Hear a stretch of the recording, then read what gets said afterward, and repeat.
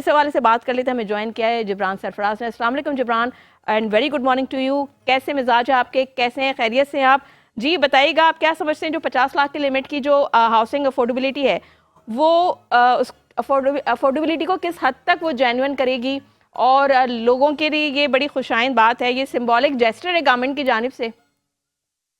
वालेकुम सलाम। जी सना, जिस तरह आपने देखा कि ये एक न्यूज़ सर्कुलेट कर रही है, अभी तक इसका एसआरओ नहीं आया ऑथेंटिक, तो लेकिन ये कि जो भी बात की जा रही है अच्छी बात है। जिस तरह अगर 50 लाख रुपए की जो मालियत है, इसके जो रिहायशी प्लॉट्स और जो टैक्स से मुस्तस्ना हो जाते हैं, तो जाहिर सी बात है आवाम पे कुछ थोड़ा सा तो रिलीफ तो मिलेगा, क्योंकि अभी जो वैल्यू बढ़ रही है प्रॉपर्टी की वो बहुत ज़्यादा जो है वो पीक पर है। और 50 लाख में वैसे तो कोई इतनी खास चीज़ तो मिलती नहीं है, प्लॉट्स वगैरह, लेकिन बहरहाल जो भी एक पहला इनिशिएटिव तो है। इसके बाद फिर शायद ये अगर ये हो जाता है और एसआरओ वगैरह आ जाता है, तो इसके बाद जो है फिर मजीद इसको इसकी जो स्पेसिफिकेशन को बढ़ा सकते हैं। तो एक अच्छा स्टेप है हुकूमत की तरफ से अगर ये जो आ रहा है। अभी तक इसका लेकिन एसआरओ वगैरह कोई ऐसी चीज़ आई नहीं है, तो अगर आ जाते हैं तो खुश आइन है, और ये आईएमएफ से भी अप्रूव होगा। इसके बाद थोड़ा टाइम लगेगा इसमें। अच्छा जिब्रान, ये बताइए कि गवर्नमेंट ने ये जो मेजर्स लिए हैं ये किस रिसर्च बेसिस पे किए हैं, और इसका पाकिस्तान की इकोनॉमी पे किस हद तक इम्पैक्ट पड़ सकता है? देखिए, ये अगर ये चीज़ अगर हो जाती है जो आप बात कर रही हैं, तो इसका इम्पैक्ट जाहिर सी बात है पॉजिटिव इम्पैक्ट पड़ेगा इकोनॉमी पे। जो हमारी जैसी जो भी एक इंडस्ट्रियल या कमर्शियल प्लॉट है वो स्टार्ट होता है, तो इसमें जो आपका क्या बोलते हैं, इसमें स्टील भी रिक्वायर्ड होती है। क्या एम आई ऑडिबल?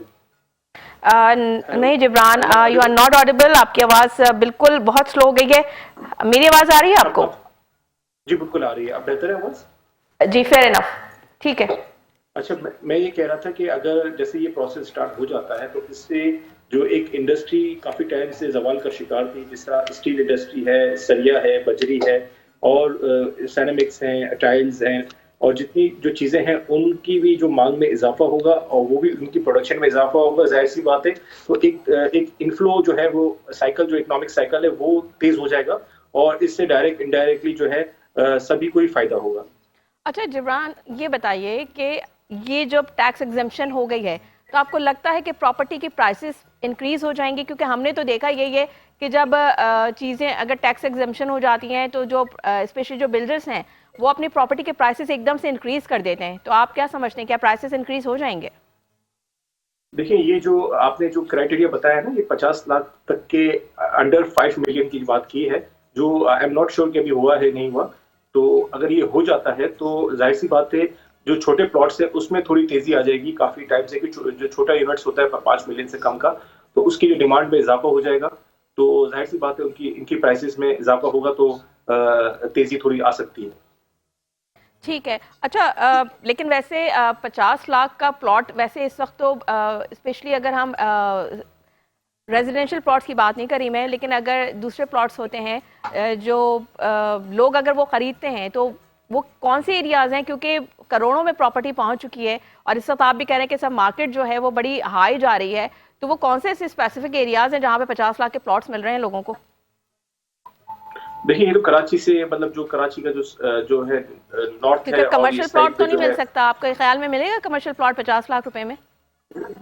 कमर्शियल तो बहुत ही नामुमकिन हो गया, बहुत नायाब हो गया अब तो बिल्कुल। प्रॉपर्टी। बिल्कुल, ये कि बहुत दूर दराज इलाके हैं, जिस तरह आप देख सकते हैं कि हाईवे के पास और इस टाइप की जो सोसाइटी है, और थोड़ा सा ये आप देखें नॉर्दर्न बाईपास और इस तरफ शायद कुछ कोशिश करें तो मिल जाए। लेकिन ये कि लेकिन 80 गज का, 50 गज का इस टाइप के प्लॉट मिल अवेलेबल हो सकते हैं, अगर एज पर रिक्वायरमेंट, अगर वहाँ प्राइस नहीं बढ़ी हो। तो बस यही है कि अगर होता है तो एक अच्छा इकदाम हुकूमत की तरफ से।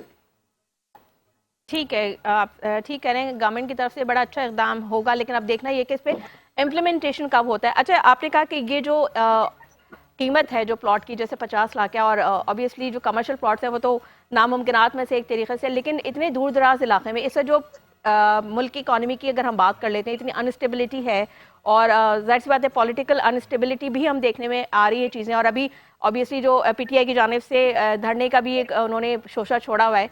तो इन तमाम तर सूरत हाल में आप क्या समझ रहे हैं कि लोग जो है इतनी दूर, और स्पेशली अगर हम फॉरेन इन्वेस्टर्स की बात करें, ऑब्वियसली जो ओवरसीज पाकिस्तानीज हैं मैं उनकी बात कर रही हूँ, क्योंकि उनका यही होता है कि जी पाकिस्तान में हम जो है कहीं प्रॉपर्टी परचेज करके रखें, तो ऑब्वियसली वो आगे इन्वेस्टमेंट पॉइंट ऑफ व्यू के हवाले से भी ले रहे थे। तो इन तमाम तर सूरत हाल में आपको लग रहा है कि यहाँ पे इन्वेस्टमेंट आएगी, रेमिटेंस आएगा? जी बिल्कुल, अगर इसको थोड़ा ऑर्गेनाइज वे से और जो इन्वेस्टर्स हैं उनको एतमाद में लिया जाए कि उनका पैसा जो भेज रहे हैं वो सेफ है, सिक्योर है और ऐसी कोई चीज ना हो जिसका कोई स्कैम वगैरह ना हो, तो फिर जरूर डेफिनेटली जो इन्फ्लो भी आएगा और जो फॉरेन इन्वेस्टर खुद रहने के लिए भी आएंगे, क्योंकि कराची का एटमॉस्फेयर अच्छा कर एक प्रॉपर्टी सेक्टर ऐसा है कि इसको अगर हम स्टैब्लिश करें, सर इसमें लेकिन सही तवज्जो पाकिस्तान दें से तो लोग जा इससे रहे हैं माइग्रेट करके। जी बिल्कुल, पाकिस्तान में अभी भी तकरीबन 25 से 30, स्पेशली कराची की बात करें तो 25 से 30 मिलियन की पॉपुलेशन है। तो ये मेट्रोपॉलिटन सिटी है, इसमें हर किस्म के लोग रहते हैं, तो इसमें पोटेंशियल तो है कि इसको और मजीद फैलता जा रहा है कराची। तो इसमें अभी भी जगह है, लेकिन इसको अगर हम चेक एंड बैलेंस प्रॉपर्टी का जो एक हुकूमत थोड़ा सा तवज्जो दे और जितनी सोसाइटीज हैं उसको एक जो, क्योंकि इसमें स्कैम्स भी बहुत होते हैं तो लोग डरते हैं कि प्रॉपर्टी ले लेते हैं, फिर बेचने के टाइम पे फिर वो फंस जाते हैं, वो प्रॉपर्टी एग्जिस्ट भी नहीं करती या डॉक्यूमेंटेशन में कुछ होती है या गवर्नमेंट के कुछ लीगल इश्यूज होते हैं। तो वो सब जो क्लियर होने के बाद अगर गवर्नमेंट अगर एतमाद में ले ले तो फिर जो है प्रॉपर्टी जो है इसकी जो प्राइस भी शूट करेंगे, क्योंकि इससे काफी बेनिफिट है, हुकूमत को भी बेनिफिट है, आम आदमी को भी बेनिफिट है। ये इंडस्ट्री का एक पहिया चलाने में बहुत ही अहम एक किरदार अदा करती है। जिस तरह आप देखा कि एक बजरी को लेने तो एक बजरी का एक सीमेंट का अगर हम एक स्टील की बात करें तो इससे कितने लोग जो है वो फायदा पहुंचता है, बिल्कुल, पूरी सबका इंडस्ट्री रोजगार चलती है, जुड़ा हुआ है, एम्प्लॉयर। बिल्कुल ठीक कह रहे हैं आप। जी बिल्कुल। तो एक प्रॉपर्टी को ये होना चाहिए कि ताकि इसको सेफ एंड सिक्योर करे, ताकि आने वाले जो भी इन्वेस्टर्स हैं या फॉरेन इन्वेस्टर हैं वो भी अपना पैसा लगाएं और यहाँ पे पीसफुल माहौल रहे। ठीक है। अच्छा जिब्रान, ये बताइए, जो गवर्नमेंट है प्लॉट्स और हाउसेस की जो उन्होंने वैल्यूएशन की है उसका एक यूनिवर्सल मैकेनिज्म बनाना चाहिए था, ताकि जो टैक्स है उस एवेशन और मैनिपुलेशन का रिस्क ना हो सके, आपको नहीं लगता? देखिए, एफबीआर कोशिश तो कर रही है कि जो अपने जो टैक्स का जो दायरा है उसको बढ़ाए और इलाके वाइज उन्होंने स्लैब्स बनाए हुए हैं, तो ये कि अच्छा इकदाम है जिससे इनफ्लो जनरेट होगा, फंड भी जनरेट होगा और एफबीआर को भी फायदा होगा और जाहिर बात है एफबीआर को फायदा तो हुकूमत को फायदा है। अच्छा आप ये बताइए कि हुकूमत ने ये ऐलान तो किया है, अब देखते हैं कि इस पे इम्प्लीमेंट कब होगा, तो क्या गवर्नमेंट ने कोई ऐसी स्कीम निकाली है, हाउसिंग स्कीम निकाली है कोई, जहाँ पे वो 50 लाख की मालियत के रेजिडेंशियल और कमर्शियल प्लॉट्स दे रहे हैं? लेकिन बातें तो की जा रही, लेकिन अभी तक मेरे जहन में तो कोई ऐसी चीज नहीं है, तो अगर है तो बहुत अच्छी चीज है।